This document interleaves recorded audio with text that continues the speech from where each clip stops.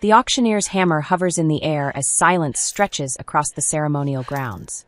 Sarah stands on the platform, bruised and trembling, watching potential mates turn away in disgust. Then a voice cuts through the crowd like a blade. 1 million. 20 minutes earlier. Sarah's bare feet pressed against the cold stone platform as the morning sun cast harsh shadows across the ceremonial grounds. The claiming ceremony had begun at dawn, and already dozens of Omegas had been paired with eager alphas from neighboring packs. Their joyful howls echoed through the mountains as newly mated pairs disappeared into the woods to complete their bonds. She was the last one left.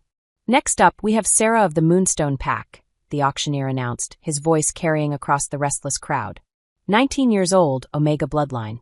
Sarah kept her chin up despite the whispers that immediately started. She knew what they were saying, the same things her own pack had whispered for years. Damaged goods. Broken. Cursed. The auctioneer cleared his throat uncomfortably. The bidding starts at 50,000. Silence. Sarah's hands trembled at her sides. She'd known this moment would come eventually. At 19, she was already considered past prime mating age for an Omega. Add in her complications, and she might as well have been invisible. Come now, the auctioneer tried again, forcing cheer into his voice. She's young, healthy. She can't speak, someone called out from the crowd. Laughter rippled through the gathered alphas. Genetic defect, another voice added. Probably pass it on to her pups. Sarah's cheeks burned, but she remained silent. Not by choice, she hadn't been born mute. The trauma that had stolen her voice when she was 7 had also left her with scars, both visible and hidden. The thin white line across her throat was just the beginning. 40,000? The auctioneer tried hopefully. An alpha near the front shook his head. I need a mate who can howl properly during the full moon. What's the point of a silent Omega? More murmurs of agreement. Sarah watched as several alphas turned their backs and began walking away.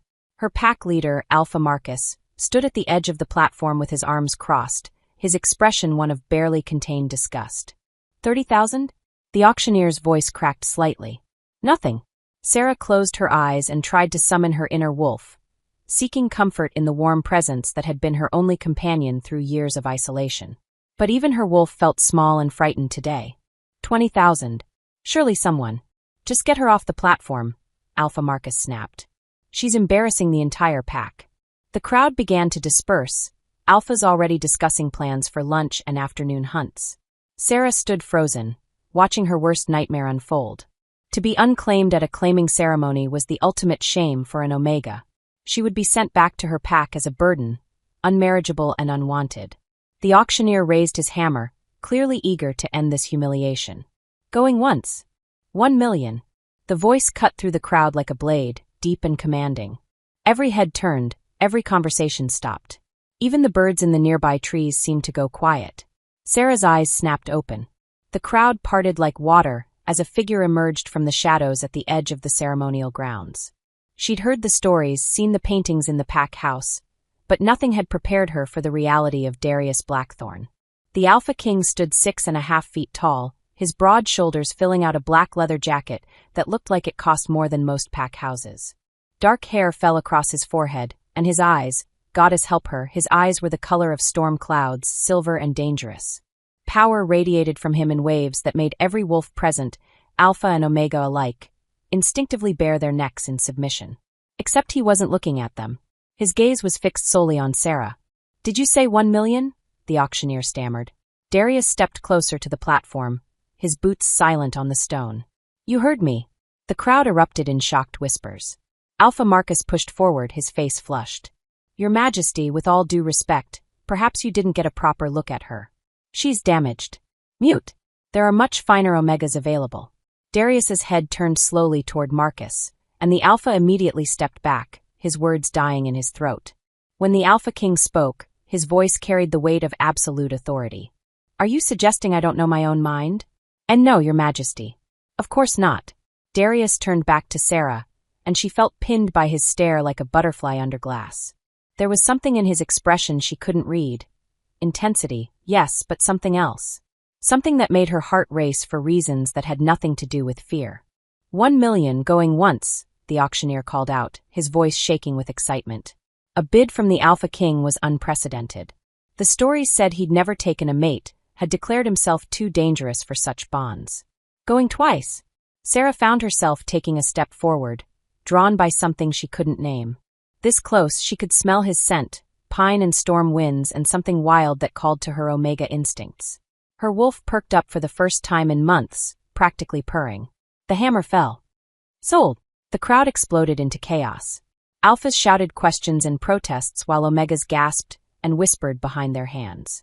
Through it all, Darius never took his eyes off Sarah. He vaulted onto the platform with inhuman grace and stopped just in front of her. This close, she could see golden flecks in his silver eyes and the thin scar that ran from his left temple to his jaw. "Hello, little Omega," he said quietly, his voice meant for her ears alone. Sarah opened her mouth automatically, then closed it again, her cheeks flushing with embarrassment. She touched her throat briefly, a nervous habit that drew his attention to the scar there. His expression darkened, but not with disgust. With something that looked like rage, though not directed at her. "We're leaving," he announced, loud enough for the crowd to hear. Then more softly, "Is that acceptable to you?" The question caught her off guard. When had anyone ever asked her what she wanted?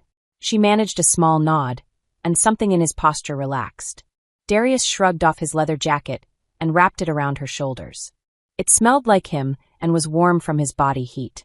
Then, before she could react, he swept her up into his arms as if she weighed nothing. "Your Majesty," Alpha Marcus called out desperately. "The paperwork, the ceremony traditions, will be handled by my lawyers," Darius replied without stopping. "Send me her belongings." "She doesn't have any belongings," Marcus said with a sneer. Darius paused, his arms tightening around Sarah protectively. When he spoke again, his voice held the promise of winter storms. "Then there's nothing keeping us here." He carried her toward the tree line where a sleek black motorcycle waited. Sarah caught glimpses of the crowd over his shoulder. Shocked faces, gaping mouths, her pack members looking stunned that their discarded Omega had just become the most powerful female in the werewolf world. "Can you hold on?" Darius asked as he set her on her feet beside the bike. She nodded, though her legs felt shaky. He handed her a helmet and helped her climb on behind him, his hands gentle but sure. When she wrapped her arms around his waist, she felt the solid strength of him, the barely controlled power that hummed beneath his skin. The engine roared to life, and they shot forward into the forest. Sarah pressed her face against his back, breathing in his scent and trying to process what had just happened. She'd gone from unwanted reject to the Alpha King's chosen mate in a matter of minutes. The question that burned in her mind as they raced through the trees was simple. Why? Behind them, the ceremonial grounds faded into the distance, taking her old life with them.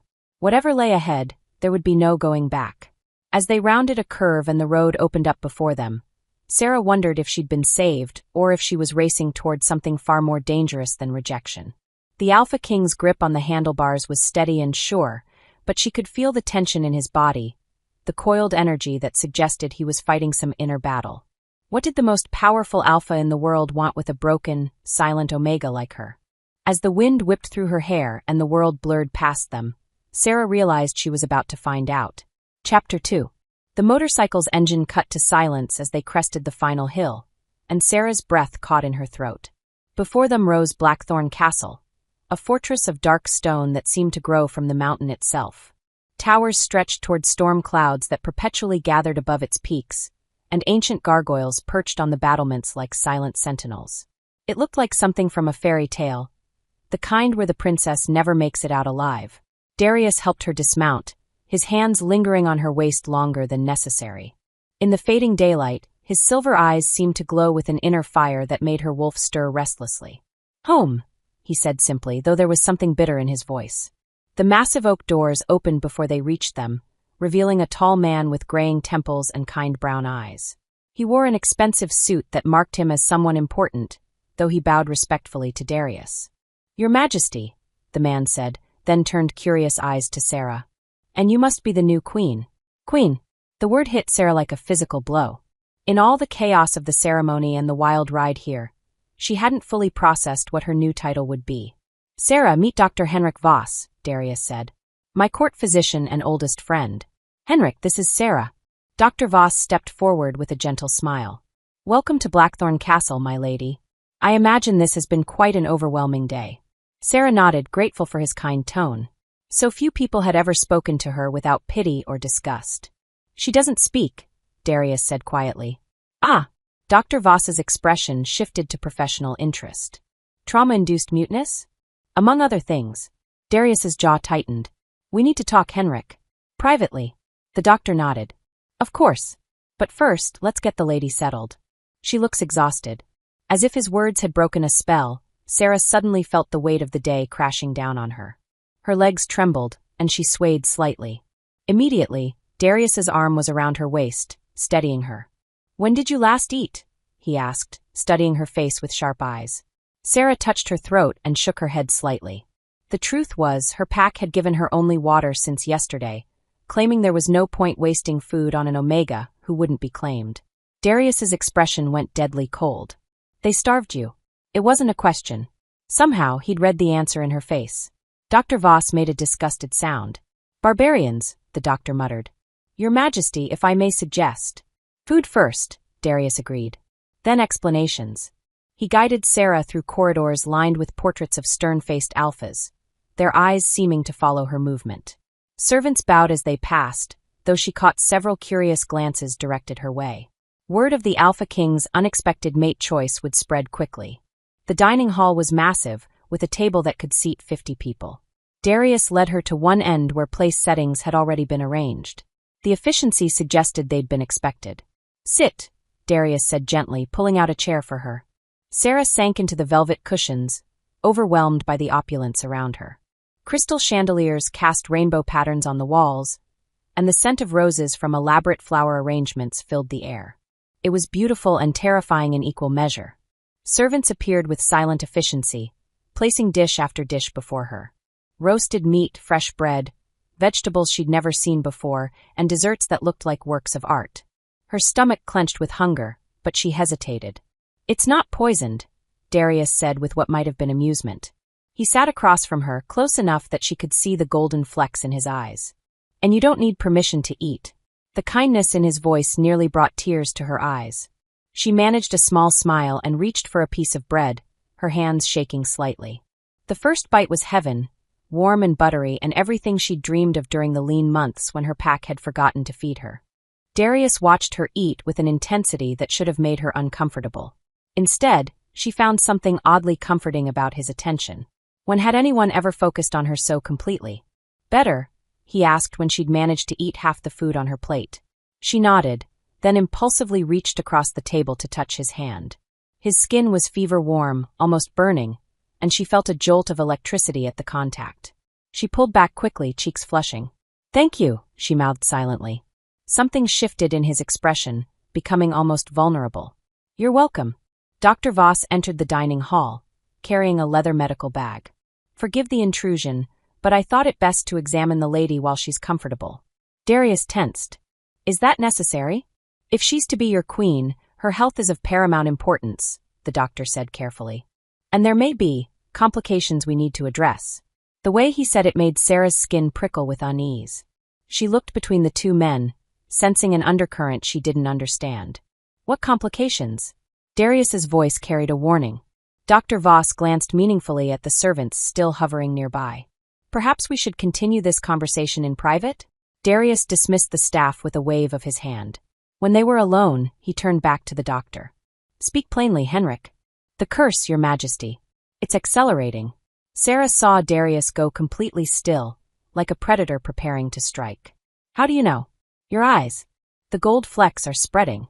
Dr. Voss's voice was gentle but firm. How long since your last episode? 3 days. Darius's hands clenched into fists on the table. Maybe 4. Episodes. Sarah looked between them, frustrated by her inability to ask questions aloud. Dr. Voss seemed to understand her confusion. Your mate is cursed, my lady. Has been for nearly a decade. His wolf side grows stronger while his human consciousness weakens. If we don't find a cure soon. He didn't finish the sentence, but Sarah could read the conclusion in both men's faces. Darius would lose himself completely, become nothing but a beast wearing a man's skin. That's why you bought me, she realized, the understanding hitting her like a physical blow. She pressed her hand to her chest, over her heart, and shook her head. Not out of pity or desire, but because she was somehow useful to him. Darius's jaw tightened. Sarah! She pushed back from the table, her chair scraping against the stone floor. The fairy tale feeling of the last few hours crumbled around her. Of course there had to be a catch. No one had ever wanted her for herself. "Please," Darius said, rising as well. "Let me explain." But before he could continue, Dr. Voss stepped forward with his medical bag. "My lady, if I may examine you first? There's something we need to verify." "What kind of something?" Darius demanded. "The nature of her muteness." The doctor's eyes were bright with scientific curiosity. "I have a theory, but I need to be certain." Sarah looked at Darius, who nodded encouragingly. Despite her hurt feelings, she found herself trusting the older man. He had kind eyes, unlike so many who had examined her over the years. Dr. Voss had her sit in a more comfortable chair by the fireplace. He checked her pulse, looked into her eyes and throat with various instruments, and asked her to perform simple tasks. All routine medical procedures. Then he pulled out something she'd never seen before, a crystal pendant that glowed with soft blue light. "What is that?" Darius moved closer, tension radiating from his frame. "A magic detector," Dr. Voss said calmly. "Old magic, specifically." He held the pendant near Sarah's throat, and immediately the glow intensified to nearly blinding brightness. Both men sucked in sharp breaths. "Goddess above," Darius whispered. "What does it mean?" Sarah mouthed, though she had a sinking feeling she already knew. Dr. Voss set the crystal aside carefully. "You weren't made mute by trauma alone, my lady. There's ancient magic wrapped around your vocal cords like chains. Someone bound your voice with a spell so old and powerful that it's become part of your very essence." Sarah's world tilted. Everything she'd believed about herself, about her condition, had been a lie. Who would do that to a child? "Someone who feared what you might say," Darius said grimly. "Or perhaps what you might sing."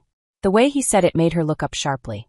There was something in his expression, a mixture of hope and desperate hunger that frightened her. Before she could process this revelation further, heavy footsteps echoed in the corridor outside. A moment later, the dining hall doors burst open to admit a broad-shouldered man with military bearing and cold blue eyes. "Your Majesty," the newcomer said, his voice tight with barely controlled anger. "We need to talk." Darius straightened, his entire demeanor shifting from concerned mate to commanding king. "Marcus, I wasn't expecting you until tomorrow." So this was Darius's beta.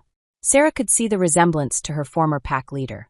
The same name, probably a relative. But where Alpha Marcus had been cruel and dismissive, this Marcus radiated dangerous competence. "The pack elders called an emergency session," Marcus said, his gaze flicking dismissively over Sarah. "They're furious about your purchase." "My mate," Darius corrected coldly. "Your mistake." Marcus stepped closer, lowering his voice though Sarah could still hear every word. "Do you know what they're saying? That you've lost your mind completely. That the curse has finally driven you insane. And what do you think, old friend?" Marcus glanced at Sarah again, and she saw the calculation in his eyes. He was weighing her worth, finding her lacking. "I think you've put us all in danger for a damaged Omega who can't even speak her own name." Darius moved faster than human eyes could follow. One moment he was standing by the fireplace, the next he had Marcus pinned against the wall by his throat. The beta's feet dangled inches off the ground. "Choose your next words very carefully," Darius said, his voice carrying otherworldly power that made the crystal glasses on the table ring in harmony. "Darius," Dr. Voss warned. "Your control." Sarah could see it now. The way Darius's eyes had gone completely gold, the way his canine teeth had elongated into fangs. The curse was there, just beneath the surface, waiting to consume him. Marcus, to his credit, didn't struggle. "The elders want her gone, Your Majesty. They're threatening to call a vote of no confidence." "Let them try." Darius released him with a slight shove. Marcus rubbed his throat but continued. "They have support. 3 of the 7 are already on their side, and 2 more are wavering. If they succeed, they'll what? Depose me."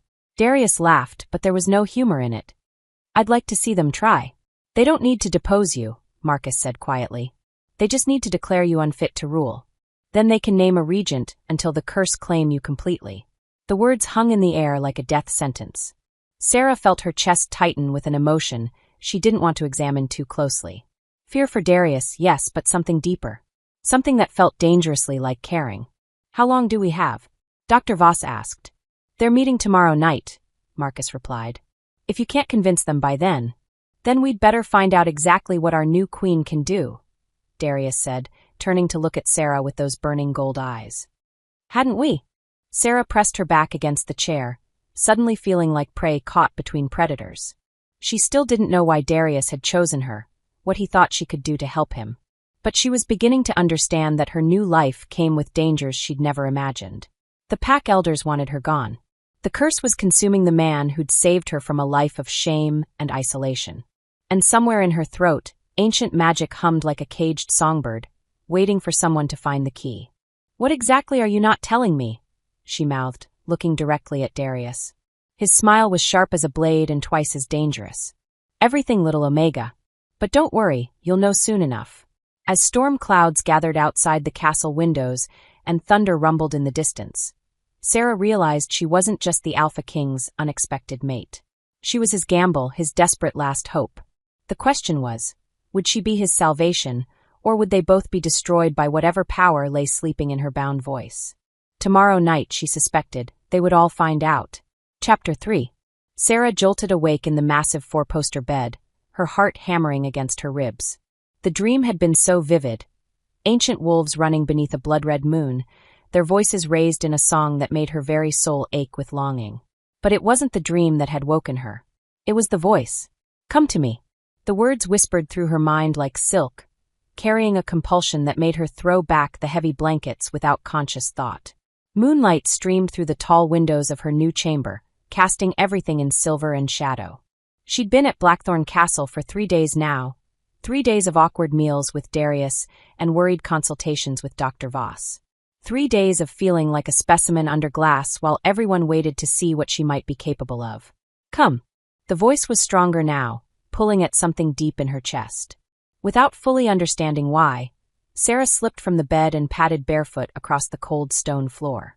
She wore only a silk nightgown that had been provided by the silent servants, far finer than anything she'd ever owned.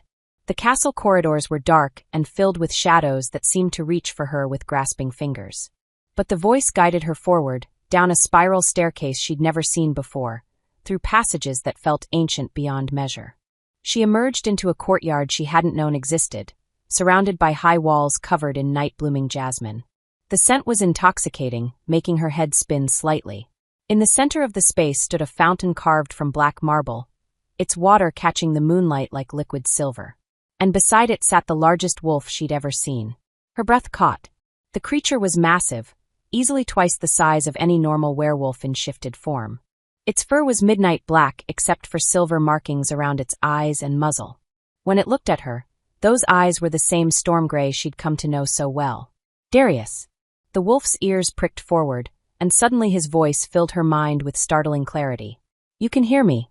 It wasn't a question. Wonder and something that might have been relief colored his mental voice. Sarah took a step closer, drawn by an invisible thread she didn't understand. How is this possible? She thought back, amazed when his tail gave a slight wag in response. "I don't know." He rose to his feet, moving with liquid grace despite his size. "No one has ever been able to communicate with me in this form. The curse, it traps me.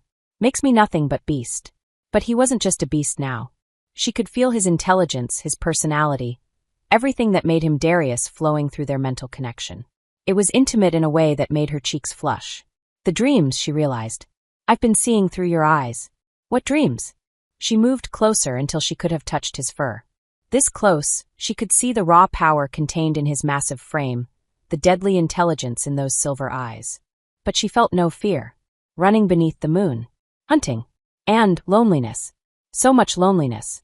His great head dropped, and she felt a wave of emotion through their link. Years of isolation, of being trapped between man and beast, belonging fully to neither world. Without thinking, she reached out and buried her fingers in the thick fur at his neck.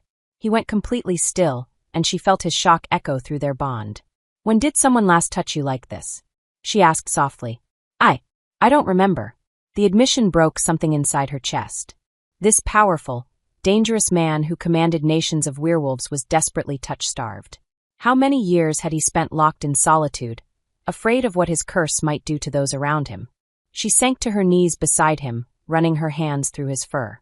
He was warm, so warm, and she could feel his tension melting away under her gentle touch. "Tell me about the curse," she said. "Really tell me." He was quiet for so long she thought he wouldn't answer. Then, slowly, the story unfolded in her mind. A battle 10 years ago against a rival pack. a witch who had cursed him for killing her son in combat. The gradual loss of his humanity, episode by episode, until soon there would be nothing left of Darius Blackthorne at all. And you think I can help somehow? I know you can. His mental voice was fierce with conviction. Your bloodline, your voice, there are legends, Sarah. Stories of Omegas who could sing curses away, who could heal what magic had broken. She pulled her hands back, sudden wariness flooding through her. What kind of legends? But before he could answer, his form began to shimmer and blur. The transformation back to human was swift but clearly painful. She could feel echoes of it through their connection. When it was over, Darius knelt naked beside the fountain, his human form somehow smaller and more vulnerable than his wolf. He looked up at her with haunted eyes. The connection breaks when I shift back. I can never remember what we talk about. Sarah's heart clenched. To find that perfect communication, that understanding, only to lose it every time he became human again, it was a special kind of torture. She reached for his hand, and he gripped her fingers like a lifeline. I need to know what you learned, he said urgently. About your bloodline, your abilities. The pack elders meet tomorrow night, and if I can't prove you're valuable to them. He didn't finish, but she could read the fear in his expression. They would force him to send her away, and then he would be truly alone again. She opened her mouth to tell him what his wolf self had revealed, then stopped. Something held her back, a whisper of intuition that said she needed to understand more before she revealed what she'd learned. Instead, she squeezed his hand and nodded toward the castle. They needed to get inside before someone discovered them. The next day passed in a blur of preparations for the evening's confrontation with the pack elders. Dr. Voss ran more tests, trying to understand the nature of her abilities. Beta Marcus drilled her on pack politics and protocols, though his obvious disapproval made every lesson an ordeal. And through it all, Sarah found herself watching Darius with new eyes. Knowing about his wolf's loneliness, feeling the echo of their mental connection even in his human form, made her heart ache in ways she didn't want to examine too closely. As evening approached, she retreated to her chamber to prepare. The servants had laid out a gown of deep blue silk that brought out her eyes. It was beautiful, but it felt like armor, protection for a battle she wasn't sure she could win. She was adjusting the neckline when voices drifted through her partially open window. The sound of her name made her freeze. Certain Sarah is the one we need. The voice was unfamiliar, feminine, with an accent she couldn't place. Her bloodline is pure back 7 generations. Darius's voice, tight with tension. And the tests confirm it, she carries the song. But can she access it? The binding magic is ancient and powerful. Breaking it might. Might what? Darius demanded. Might kill her. The woman's voice was matter of fact. The shock of accessing that much power all at once, especially if she's never been trained, her mind could fracture. Or her heart could simply stop. Sarah gripped the windowsill, her knees threatening to give out. Kill her. Using her abilities to break his curse might kill her. What are the odds? Darius asked. Honestly? 50-50 at best. Maybe worse if the binding magic fights back. There was a long pause. Then, and if we don't try? You have perhaps a month before the beast takes over completely. Maybe less. Then we don't have a choice. Don't we? The woman's voice turned sharp. You could release her. Send her somewhere safe. Let her live out her life in peace. Find another way to break the curse. There is no other way. Darius's voice cracked like a whip. I've spent 10 years searching, Lydia. She's my only hope. And if she dies? Another pause, longer this time.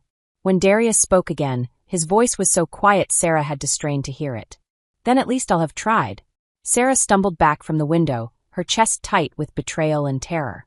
Everything, the rescue from the claiming ceremony, the kindness, the growing connection between them, all of it had been about using her.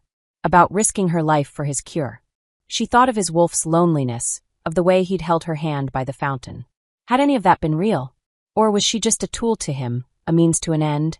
The sound of footsteps in the corridor outside her door spurred her into action.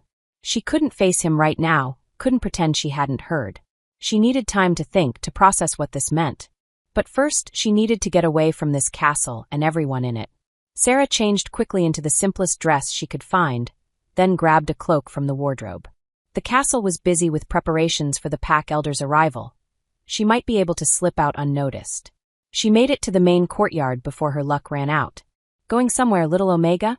The voice came from the shadows near the gate. 3 figures emerged, wolves she didn't recognize, but their posture and scent marked them as alphas. Dangerous ones. We've been waiting for you to make a run for it, the leader said with a cold smile. He was tall and lean, with pale eyes that seemed to glow in the moonlight. Though I admit I thought it would take longer for you to figure out what dear Darius really wants. Sarah backed away, but the other two had flanked her, cutting off her escape routes. Who are you? She mouthed, though she doubted they would understand. Old friends, the leader said. We knew your mother, you know. Watched over you for years, waiting for your abilities to manifest. Her mother.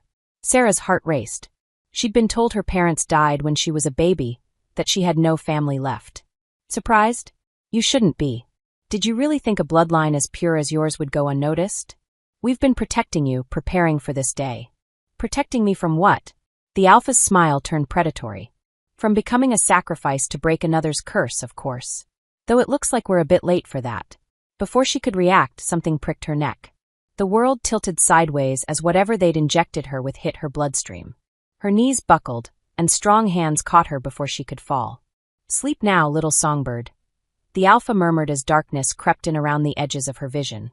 When you wake up, we'll tell you the truth about who you really are. About why so many people want to control your power. And about the real reason your voice was bound. The last thing Sarah saw before unconsciousness claimed her was the castle lit up against the night sky. And she wondered if Darius would even notice she was gone. Or if he would simply find another way to save himself. As the world faded to black, one final thought echoed in her mind. How many lies could one person's life contain?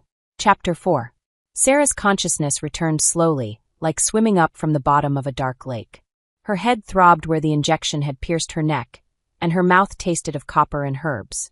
When she finally managed to open her eyes, she found herself in a cave lit by dozens of candles, their flames casting dancing shadows on walls covered in ancient symbols. She was lying on a bed of soft furs, unbound but watched. The pale-eyed Alpha from the castle courtyard sat nearby, his intense gaze never leaving her face. Awake at last, he said, setting aside a leather-bound book that looked older than the castle itself. I was beginning to worry we'd used too much sedative. Sarah struggled to sit up, her head spinning with the effort. Where was she? How long had she been unconscious? And more importantly, why hadn't these wolves simply killed her if they were enemies of Darius? Easy, the Alpha said, moving closer but stopping just out of reach. The drugs will take time to clear your system. I'm Kiran Shadowmere, Alpha of the Shadow Pack. And you, little songbird, are far more important than you've ever been told. The name Shadowmere sent a chill down her spine. Even isolated as she'd been in her pack, she'd heard whispers of the Shadow Pack. Wolves who existed on the fringes of society, following old ways that most had forgotten. Water, she mouthed, her throat feeling like sandpaper. Kiran handed her a cup carved from what looked like bone. The water was cold and sweet, helping to clear some of the fog from her mind. As she drank, she became aware of other presences in the cave, at least 6 more wolves, all watching her with expressions that ranged from reverence to wariness. Better? Kiran asked. She nodded, then gestured to her surroundings with a questioning look. You want to know where you are? This is the Heart Chamber, the sacred center of our territory. It's been prepared for your arrival for nearly 20 years. 20 years. Sarah's blood turned to ice. That would mean they'd been preparing since before she was born. I can see the questions in your eyes, Kiran continued. And I promise you'll have answers. But first, you need to understand what you are. What you've always been. He moved to one of the cave walls and ran his fingers over symbols that seemed to glow at his touch. Tell me, little songbird, what do you know about your parents? Sarah's hands trembled as she set down the water cup. She'd been told they died in a hunting accident when she was 2 years old. That there were no other relatives, no family history to speak of. Nothing, she mouthed. Of course not. Marcus Greywood made sure of that. Kiran's voice carried bitter hatred. Tell me, does the name Luna Silvermoon mean anything to you? The name hit her like a physical blow. Images flashed through her mind. A woman with silver hair singing lullabies, gentle hands weaving flowers into her hair, a voice like liquid moonlight calling her name. Dreams she'd always assumed were fantasies. Your mother, Kiran said, reading her reaction. Luna Silvermoon, last of the moon-blessed bloodline. The most powerful Omega to walk this earth in 5 centuries. Moon-blessed. The words resonated in her bones like a struck bell, awakening something deep and ancient within her. Power stirred under her skin, making the candle flames flicker and dance. What does that mean? She managed to mouth, though her hands shook with the effort. It means you're not just any Omega, Sarah Silvermoon. You're the daughter of legends, heir to powers that could reshape our entire world. Kieran returned to his seat, but his posture remained tense. Your bloodline traces back to the very first werewolves, to the moon goddess herself. Moon-blessed Omegas appear perhaps once in a millennium, and when they do, he paused, studying her face carefully. They either save our kind or destroy it utterly. There's never been a middle ground. The cave seemed to spin around her. Everything she'd believed about herself, about her origins, crumbled like sand. How do you know all this? Because we've been the keepers of the old knowledge for generations. While other packs forgot the ancient ways, we remembered. We watched. We waited. Kieran's pale eyes glittered in the candlelight. And we've been hunting Darius Blackthorn for 20 years. Sarah's chest tightened at the mention of Darius's name. Despite everything, the overheard conversation, the betrayal, the willingness to risk her life, her heart still clenched at the thought of him in danger. Why? She forced herself to ask. Kieran stood abruptly and moved to another section of the cave wall. This one held no symbols, only what looked like claw marks gouged deep into the stone. When he spoke again, his voice was thick with old pain. Because Darius Blackthorn murdered your parents in cold blood. And he would have killed you too if your mother hadn't hidden you first. The words hit her like an avalanche, crushing and impossible to escape. She gasped for air, her entire world tilting on its axis. Darius had killed her parents? No, she mouthed, shaking her head frantically. You're lying. I wish I were. Kieran's expression was grim. 20 years ago, a prophecy surfaced, one of the old ones, written in the moon tongue itself. It spoke of a moon-blessed child who would come of age in a time of great darkness. This child would have the power to unite all werewolf kind under one rule, or to destroy the supernatural world entirely. He turned back to face her, and she saw ancient grief etched in every line of his face. Darius was younger then, already being groomed as heir to the throne. When he heard the prophecy, he decided he couldn't risk the destroy option. So he hunted down every remaining member of the moon-blessed bloodline. Including my parents. Including your parents. Luna and Garrett Silvermoon were in hiding, raising you in secret. But Darius found them anyway. Kieran's voice dropped to barely above a whisper. I was there, Sarah. I saw what he did. Images flashed unbidden through her mind. Not memories, but something else. Visions, perhaps, or echoes of old magic. A cottage in flames. Screaming. A woman's voice raised in desperate song. Your mother used the last of her strength to cast a binding spell, Kieran continued. She hid your power, made you appear as nothing more than a traumatized human child. The muteness wasn't just from shock, it was protection. As long as your voice remained bound, no one would recognize what you were. Sarah's hands flew to her throat, feeling the phantom weight of magical chains around her vocal cords. She saved my life. She did. And then she died believing her sacrifice would keep you hidden forever. Kieran's jaw clenched. She couldn't have known that the very man who murdered her would one day claim you as his mate. The irony was crushing. Darius had spent years searching for a way to break his curse, never knowing that his salvation was the daughter of the people he'd killed. If he'd recognized her earlier, he would have killed me, she realized, without hesitation. But now, Kieran studied her with calculating eyes. Now he needs you too badly to risk your death until after you've served your purpose. The conversation she'd overheard flooded back. His willingness to risk her life, his casual acceptance of the 50-50 odds. Had he known? Deep down, had some part of him recognized what she was? The curse, she said suddenly. How did he get cursed? Kieran's smile was sharp as broken glass. That would be my aunt's handiwork. Morgana Shadowmere, the witch who cursed him during that battle 10 years ago. She made sure the curse could only be broken by moon-blessed power, the very bloodline he'd tried to exterminate. She knew. She suspected. The battle happened near the place where your parents died. Morgana felt the residual magic, recognized the signature of moon-blessed power. She crafted the curse specifically to force Darius to face the consequences of what he'd done. Sarah's mind reeled. The curse wasn't random, it was justice.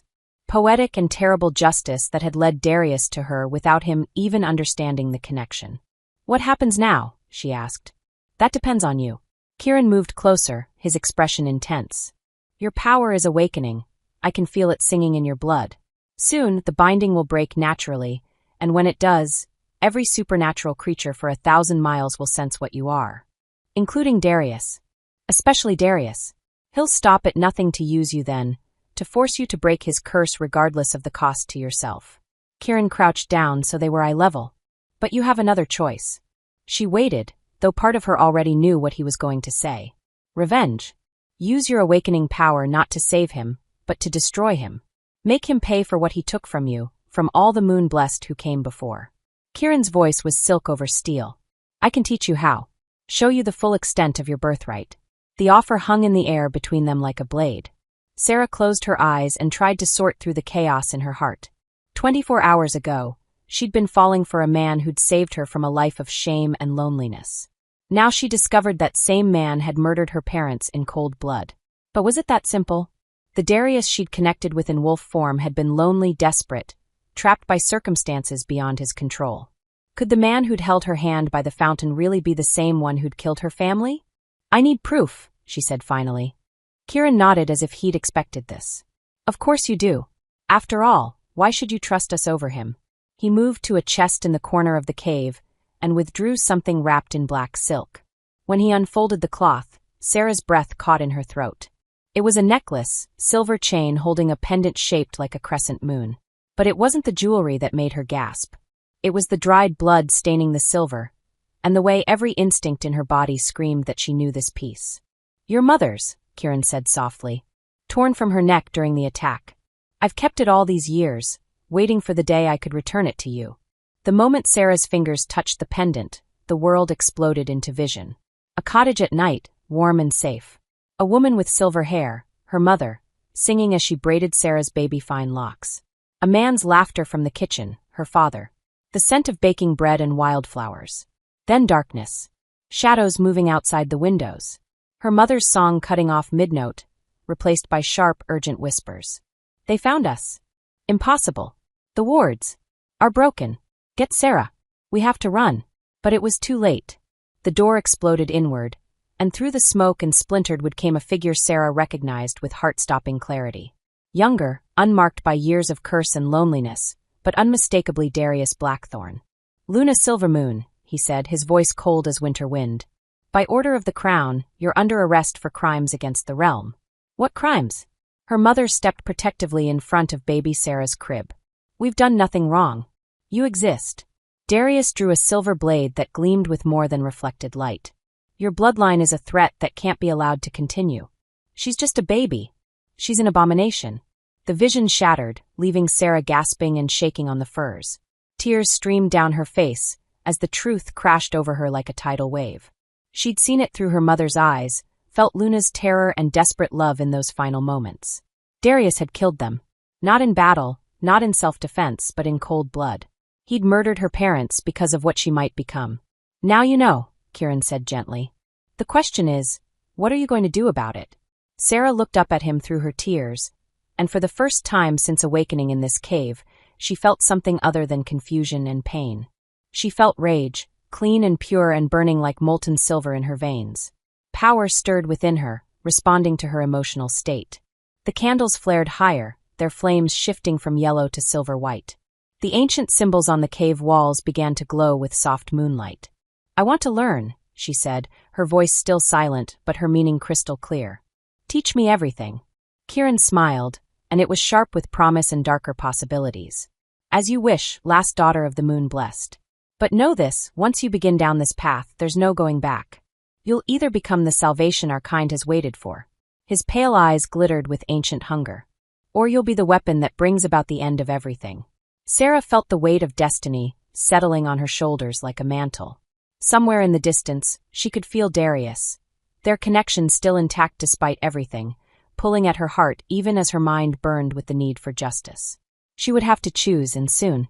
Save the man who'd killed her family, or destroy him and possibly their entire world along with him. But first she would learn the truth about her power, about the prophecy, about exactly what it meant to be moon-blessed. And when she was ready, Darius Blackthorn would finally face the consequences of the choice he'd made 20 years ago. The only question was whether either of them would survive what came next. Chapter 5, The Breaking Point. Sarah returned to Blackthorn Castle like a ghost in the night, slipping through shadows she now understood were her birthright. The Shadow Pack had taught her much in the 3 days she'd been gone. How to move unseen, how to feel the pulse of magic in her blood, how to recognize the stirring of power that meant her mother's binding was finally beginning to crack. They'd also given her something else, a silver dagger blessed with moon-forged steel, designed specifically to pierce the hide of an alpha king. The castle was in chaos. She could hear shouting from the main hall, Beta Marcus's voice raised in angry argument with someone she didn't recognize. Through the tall windows, she glimpsed search parties returning empty-handed from the forests, their torches bobbing like fallen stars in the darkness. They'd been looking for her. The thought should have warmed some cold part of her heart, but instead it only fed the rage that had been building since Kieran showed her the truth. How dare Darius pretend to care? How dare he send wolves to search for her when he was the reason she'd been orphaned in the first place? She made her way through corridors she now knew by heart, avoiding the main thoroughfares where guards patrolled. Her destination was Darius's private study, where Beta Marcus had mentioned the Alpha King spent his sleepless nights poring over ancient texts, searching for answers to questions he didn't even know he was asking. The door was unlocked, arrogance or desperation, she wasn't sure which. Sarah slipped inside and closed it behind her with a soft click that sounded loud as thunder in the silence. Darius sat hunched over his massive oak desk, surrounded by towers of leather-bound books and scrolls that looked older than civilization itself. He was still in the clothes he'd worn 3 days ago, now wrinkled and stained with ink. Dark circles shadowed his eyes, and his usually perfect hair hung limp around his face. He looked like a man slowly going mad. "I know you're there," he said without looking up from the tome he was reading. "I could feel you the moment you stepped onto castle grounds." So their bond was still intact, despite everything. Sarah wasn't sure if that made what she had to do easier or harder. She stepped into the pool of lamplight that surrounded his desk, and he finally looked up. The relief that flooded his features was so genuine, so raw, that it nearly shattered her resolve. "Sarah!" He rose so quickly his chair toppled backward. "Thank the goddess. Are you hurt? Who took you? I'll kill them, You already did." The words came out as a whisper, barely audible, but they stopped Darius mid-sentence as effectively as a shout. His eyes widened, not just at her words but at the fact that she'd spoken them aloud. "Your voice," he breathed, "is returning." She took another step closer, her hand finding the hilt of the silver dagger hidden beneath her cloak. "Along with my memories." Something shifted in his expression, wariness replacing relief, the predator in him recognizing a threat. "What memories?" "Of a cottage burning. Of my parents screaming. Of you standing over their bodies with blood on your blade." The color drained from Darius's face, so quickly she thought he might collapse. For a long moment, the only sound in the study was the crackling of logs in the fireplace and the thundering of her own heartbeat. "How?" he whispered. "Does it matter?" Sarah's voice grew stronger with each word, 20 years of silence breaking apart like ice in spring. "You killed them. You killed Luna and Garrett Silvermoon because you were afraid of what their daughter might become." "No." Darius shook his head, backing away from her until his shoulders hit the bookshelf behind him. "That's not, you don't understand." "Then explain it to me."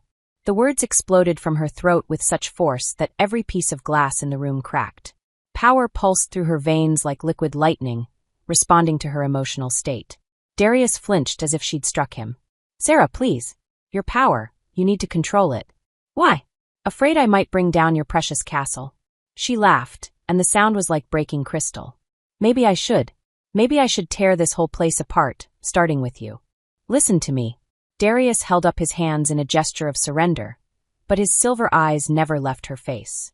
"I did kill your parents, but not for the reasons you think. Enlighten me." He ran a hand through his disheveled hair, looking older than his years. "The Shadow Pact told you about the prophecy, didn't they? About how a moon-blessed child would either save or destroy our world." "They did. But they didn't tell you everything." Darius moved slowly to his desk and pulled out a drawer. From it, he withdrew a scroll so old the parchment was nearly black with age. "This is the original prophecy, not the version the Shadow Pact has been spreading for generations." Despite herself, Sarah found herself leaning forward to look. The words were written in a script so ancient she couldn't read them, but somehow their meaning resonated in her bones. "What does it say?" "That the moon-blessed child would only become a destroyer if their power was awakened through sacrifice. Specifically," his voice dropped to barely above a whisper, "the sacrifice of their own innocence." Sarah's blood turned to ice. "What are you talking about?" "Your parents weren't hiding from me, Sarah. They were preparing to use you." Darius's hands shook as he set the scroll aside. Luna and Garrett had been corrupted by dark magic, convinced that the only way to ensure their daughter would have enough power to reshape the world was to awaken that power through ritual sacrifice. "You're lying." "I wish I were." He moved to another shelf and pulled down a leather journal bound with iron clasps. "This is Luna's diary. The Shadow Pack gave it to me after I killed her. They wanted me to understand what I'd stopped." He opened the journal to a page marked with a black ribbon and held it out to her. Sarah's hands trembled as she took it, recognizing her mother's handwriting even after all these years. "The ritual must be performed on Sarah's 5th birthday," the entry read. Kieran assures me that the blood of innocence will provide the power she needs to ascend. 12 human children should be sufficient. Their terror will amplify the magical resonance. The words hit Sarah like physical blows. She read on, horror mounting with each line. Garrett worries that our daughter is too young to understand the necessity of what we're doing. But Kieran reminds us that great power requires great sacrifice. The prophecy is clear. Only through the willing embrace of darkness can she become what our people need her to be. No. Sarah's voice cracked. "This can't be real. My mother wouldn't." "The Shadow Pack corrupted them," Darius said gently. "Fed them lies about what the prophecy meant. Convinced them that mass murder was the only way to ensure your survival. By the time I found your family, they had already begun preparations." Sarah sank into a chair, the journal falling from nerveless fingers. "The children, did they?" "I stopped them before any innocents were harmed." "But barely." Darius's jaw clenched. "Your parents fought me, convinced I was the monster trying to prevent their daughter's apotheosis. In the end, I had no choice. But the binding spell, my voice, was cast by your mother in her final moments, yes. But not to protect you from me, to protect you from them. From the Shadow Pack who had filled her mind with poison." He moved closer, his expression desperate. "Luna broke free of their influence just before she died. Used her last breath to hide your power, so they could never use you the way they'd planned to use you." The room spun around Sarah as 20 years of assumptions crumbled to dust. Everything the Shadow Pack had told her, every carefully crafted revelation, had been a lie. They hadn't been protecting her, they'd been grooming her. "Kieran," she whispered, "has been waiting 20 years for another chance to corrupt a moon blessed. To turn you into the weapon he could never make your mother become." Darius knelt beside her chair, his hands hovering just above her arms. "Sarah, please. You have to believe me." She looked into his eyes and saw nothing but truth, painful, devastating truth that made her chest ache with the weight of it. "The attack on the castle. They're coming, aren't they? Tonight. My scouts reported movement in the forest an hour ago." His voice was grim. Kieran played his hand perfectly. "Used your anger and pain to get you close to me, then let you return with your power beginning to surface. They want me to kill you. They want you to embrace the darkness the way your parents almost did. Killing me would just be the first step." Darius finally gave in to temptation and touched her face gently. "I'm so sorry, Sarah. For your parents, for lying to you, for putting you in danger. You were trying to protect me. I was trying to protect everyone. But that doesn't make it right." His thumb brushed across her cheekbone, and she leaned into the touch despite everything. "I should have told you the truth from the beginning. Would I have believed you? Probably not. But you deserved the choice." A howl echoed across the castle grounds, long, mournful, and filled with malevolent promise. More voices joined it, creating a symphony of menace that made every wolf in the castle respond with instinctive terror. "They're here," Darius said, rising to his feet. Sarah stood as well, power crackling through her like contained lightning. "What do? We fight. We survive. And we make sure the Shadow Pack never gets the chance to corrupt another moon blessed."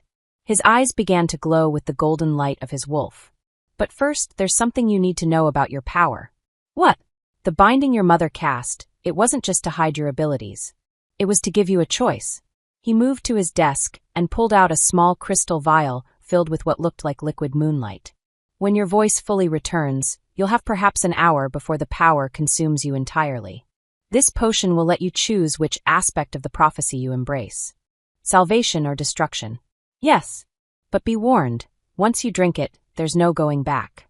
You'll become something beyond ordinary werewolf, beyond even what your ancestors were." His expression was grave. "You'll become a force of nature itself." Before Sarah could respond, the castle shook as something massive struck its walls.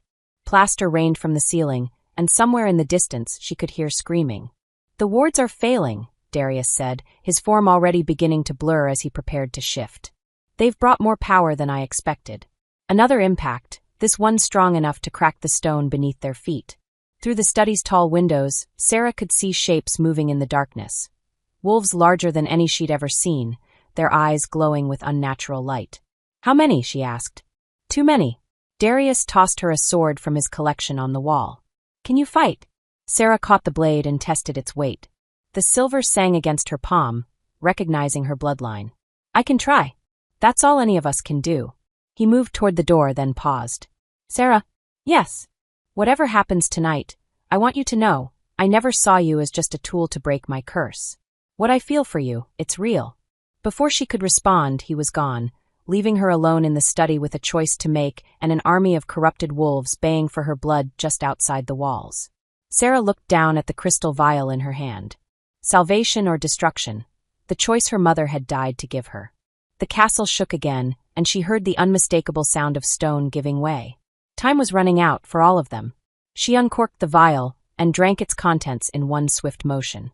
Power exploded through her like a supernova, and suddenly she could feel every living thing in the castle. Wolves preparing for battle, servants cowering in hidden chambers, Darius's presence burning like a beacon as he fought his way toward the main hall. She could also feel the corruption in the Shadow Pack wolves, the dark magic that had twisted them into something monstrous and hungry. When Sarah stepped out of the study, her feet didn't touch the ground. Power lifted her, surrounded her, made her into something between woman and elemental force. Her voice, when she finally used it, carried the weight of storm winds and moonlit tides. Kiran Shadowmere, she called, her words echoing through every corridor of the castle. You want the last moon blessed? Come and face me. The howling outside shifted to something like laughter, cold and cruel, and utterly without mercy. As you wish, little songbird. Kiran's voice drifted back to her, carried on shadows that moved against the wind. Let's see if you're worth 20 years of waiting. The final battle was about to begin, and Sarah still didn't know if she would emerge from it as savior or destroyer. She supposed she was about to find out. Chapter 6. The castle's great hall had become a battlefield. Ancient tapestries hung in tatters, and the marble floors ran slick with blood as Blackthorn Pack warriors clashed with the Shadow Pack invaders. The air reeked of violence and dark magic, making Sarah's newly awakened senses reel. She floated down the grand staircase like an avenging goddess, power crackling around her in visible waves of silver light. Every step she took left frost patterns on the stone, and her hair whipped around her face as if caught in a supernatural wind. Below, she could see Darius fighting 3 Shadow Pack warriors at once. He moved with inhuman speed and grace, but even from here she could tell something was wrong. His movements were too aggressive, too wild. The curse was accelerating, feeding on the chaos around them. A scream drew her attention to the left balcony, where several of the castle staff had taken refuge.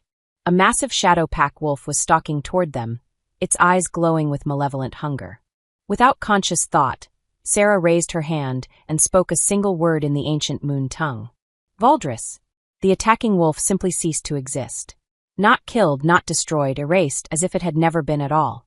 The staff members stared at the empty space in shock, then up at her with expressions of awe and terror. Find somewhere safer, she called down to them, her voice carrying easily over the din of battle. This isn't over. She was about to continue toward Darius when a familiar voice spoke from the shadows behind her. Impressive, though I'd expected nothing less from my baby sister. Sarah spun, power flaring around her like a shield. Beta Marcus stepped from an alcove she hadn't noticed, but something was different about him. Gone was the dutiful pack officer she'd known. In his place stood a man whose eyes held the same silver fire as her own, whose presence sang with barely contained magic. Marcus, the name came out as barely a whisper. Not quite the family reunion you were expecting? He smiled, but there was no warmth in it. Hello, Seraphina. It's been a very long time. The name hit her like a physical blow. No one had called her Seraphina since she was a child, and even then, only one person had ever used her full name with such casual familiarity. Michael. The memory surfaced like a bubble breaking the surface of dark water. My brother's name was Michael. Very good. Though I prefer Marcus these days, it made infiltrating Darius's inner circle so much easier. He began walking toward her with predatory grace. 20 years of playing the loyal beta, all leading to this moment. You're supposed to be dead. Sarah backed away, her mind reeling. Another brother she'd never known existed. Another lie in a life built entirely on deception.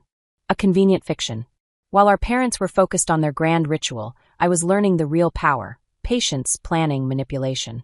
Marcus gestured to the battle raging below them. Everything that's happened, sister dear, has been by my design. Everything. Your placement at the claiming ceremony. Darius's sudden interest in a worthless mute omega. Even the Shadow Pack's involvement, though Kieran believes he's been pulling the strings. Marcus's smile widened. He's been as much a pawn as everyone else. Sarah felt sick. The cottage. The night they died. You were there.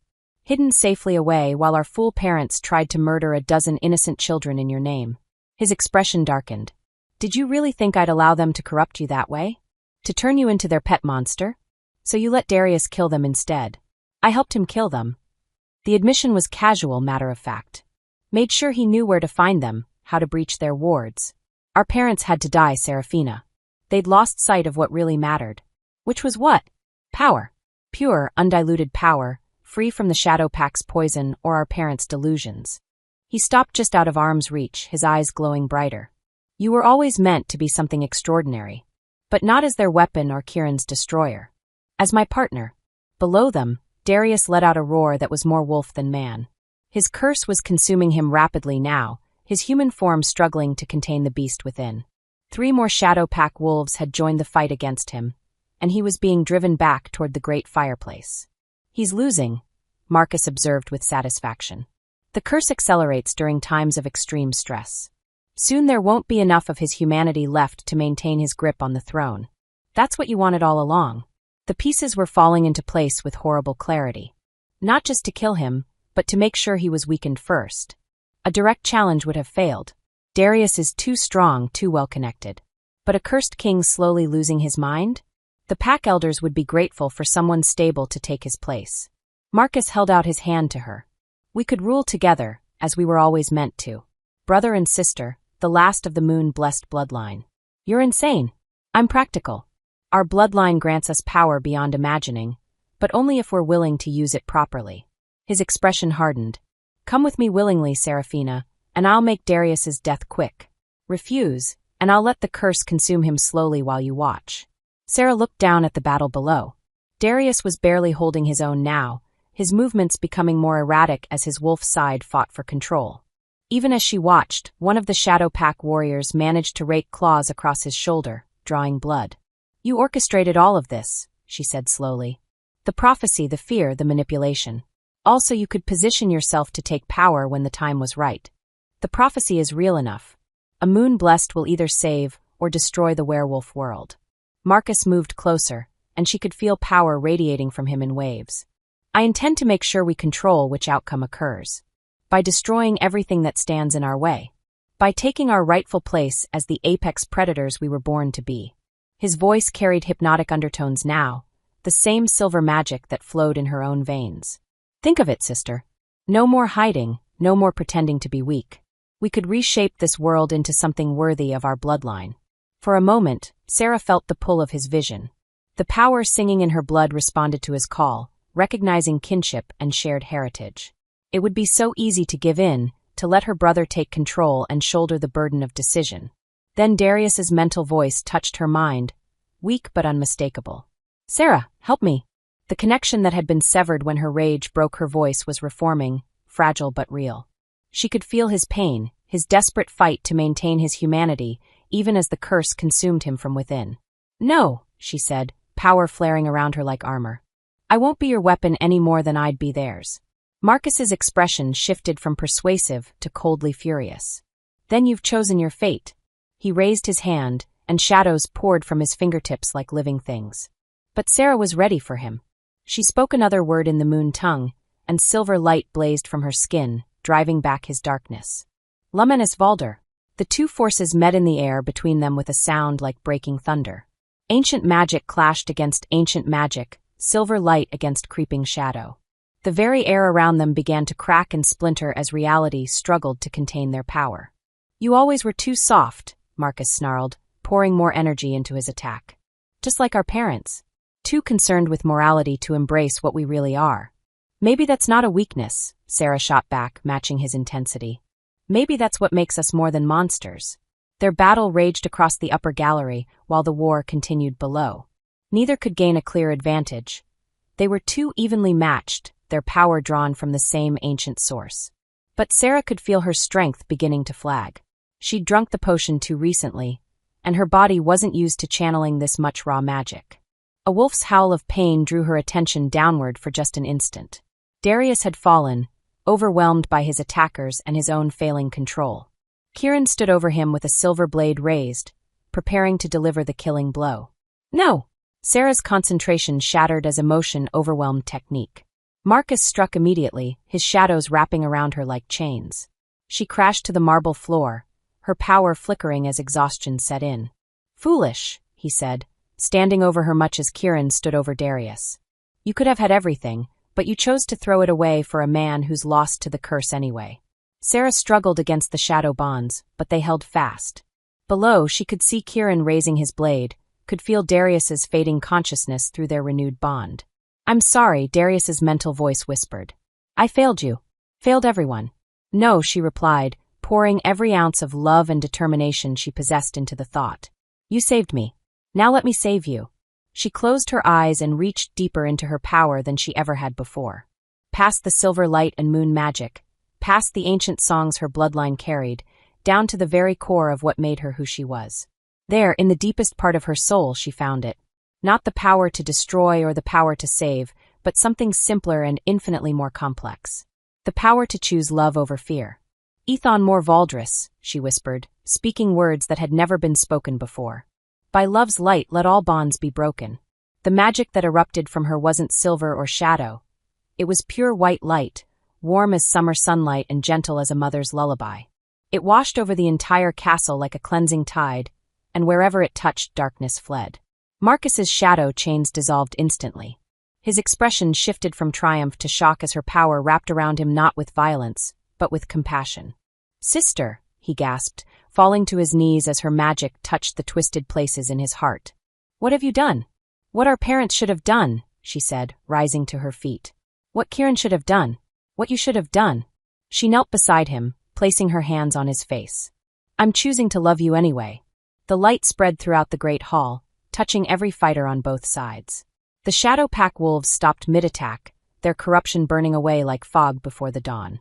The Blackthorn warriors lowered their weapons, confusion replacing battle fury. And Darius? Darius rose from the marble floor, his eyes clear and human once more. Sarah felt the curse breaking apart like ice in spring, its dark magic unable to withstand the purifying force of unconditional love. The bond between them blazed to life, stronger than ever, carrying not just desire but understanding, forgiveness, hope. How? Kieran stared at her in bewilderment.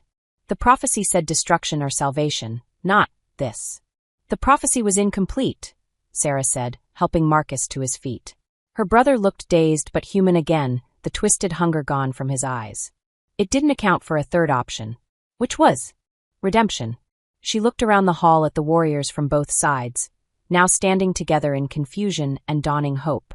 The moon-blessed weren't meant to destroy or save the world. We were meant to heal it. Darius reached her side, his hand finding hers automatically. Through their bond, she could feel his amazement, his love, his absolute trust in whatever choice she made next. What happens now? He asked. Sarah looked at her brother, who was staring at his hands as if seeing them for the first time. At Kieran, whose pale eyes held wonder instead of malice. At the mixed group of warriors who had been enemies moments before. Now we rebuild, she said simply. All of us. Together. The war was over, but the real work was just beginning. For the first time since awakening to her true nature, Sarah felt ready for whatever came next. After all, she had love on her side. And love, as it turned out, was the most powerful magic of all. Thank you for watching this video. Subscribe, like and share this video to be the first to get notified when the part 2 of this story drops.